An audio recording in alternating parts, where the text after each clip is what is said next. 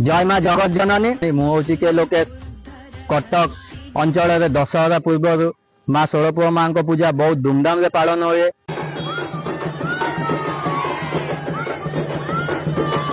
समस्ते जानी केवल यहाँ तेलुगु संप्रदाय लोक मान द्वारा अनुष्ठित हुए किंतु समस्त संप्रदाय लोक मैंने जोग दे था।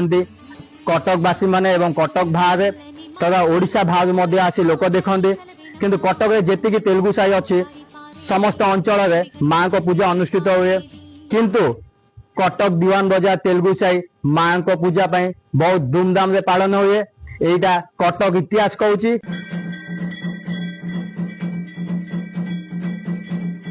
आमे दीवान बजार तेलुगु साई अंचल लोक माने समस्त को अनुरोध करुछि आसंता सेप्टेम्बर 14, 15 एवं 16 तारीख दिन माँ को उत्सव पालन होगा जाऊँगी।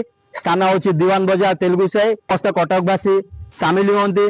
कटक सहर दीवान बजार तेलुगु साई हूँ A1 थिला अच्छी एवं रु आपण समस्त को विनीत अनुरोध करुच्ची आपण मैंने आसतु सेप्टेम्बर 14, 15 एवं 16 जोग दिंतु। आम समस्ते मिलमिशी माँ को पूजा उत्सव पालन करवा। जय माँ।